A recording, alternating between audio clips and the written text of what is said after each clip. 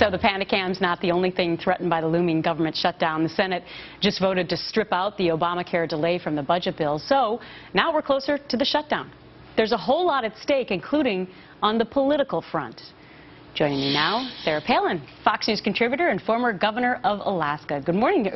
No, look what I did, Governor. I'm used to saying good morning, and now I'm in the afternoons. I need to say good afternoon, Governor Sarah Palin.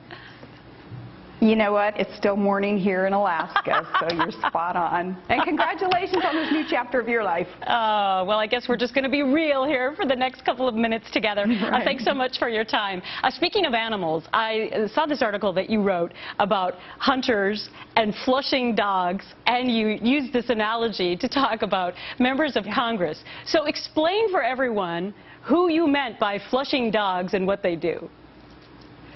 Well, it's a good term when you apply it to someone like Senator Ted Cruz and Mike Lee, others who are literally trying to flush out those other politicians who are in hiding. They're kind of in the woods, hiding behind symbolic votes that don't mean anything, instead of standing up and fighting for Americans. And in this case, we're talking about Americans who understand the soaring costs that will result of Obamacare and the huge government intervention that will be a result of Obamacare in our businesses and our individual lives, and that will suffocate enterprise and industry. So flushing dogs are those who get out there and make these politicians, in this case, come out from hiding and stand tall and fight for what's right. But here's the problem, Governor, is that all Republicans right now are not being flushing dogs. I mean, you have a real division in the Republican Party right now. In fact, you have Senator Tom Coburn saying that if this whole government shutdown happens tonight, Republicans will fold like hotcakes.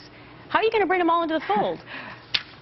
Well, that is unfortunate, because united we stand and divided we will fall, and we will fall under Obamacare, and the middle class will be decimated because Obamacare is going to result in a part-time employment arena that most Americans are going to have to face because there's going to be so much uncertainty in businesses, and business owners are not going to be able to afford to hire more and invest more into their businesses and have to adhere to these mandates coming down from the federal government. So it's unfortunate that the GOP isn't standing together.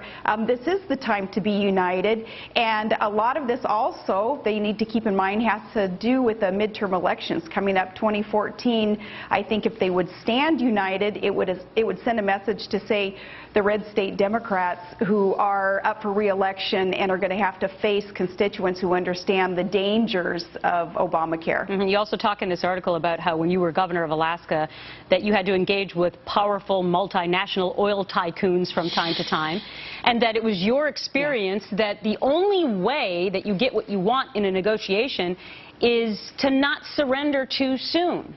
So do you think that the Republicans are, and it's going to come back to the House now, and it's stripped down from the Senate. So what is the timeline here for any kind of a surrender, if at all, with the House? Well, that is the way that you negotiate and end up being able to get some kind of concession, and this is what we're looking for, some kind of relief for Americans. Ideally, the relief would be the same relief that Congress gave themselves, and that is an exemption from this burdensome, unaffordable, unworkable law called Obamacare. But yes, in negotiations, you stand firm until the other guy across the table understands that you mean what you say, and then they respect you, and then you can sit down and start negotiating agreements. Unfortunately, there's been capitulation on some in the GOP establishment's part. They obviously are for Obamacare, I would say, at this point, because they haven't stood and fought and asked for that relief, in fact, demanded that relief via agreements that still can be made in these negotiations. So what do you say to the American people, some of whom say, you know what, just get on with it? Obamacare passed 3 years ago. Why are you still hung up on this? There's nothing we can do to change it. Well, because Obamacare is a disaster. It is a train wreck. It is huge government intervention. I believe it's unconstitutional because it violates the Commerce Clause, and the federal government really has no right in telling us what we should or should not purchase. There are so many things wrong with Obamacare, as even the Obama administration admits, because they're not ready to roll this thing out smoothly. They do admit that there is a problem here.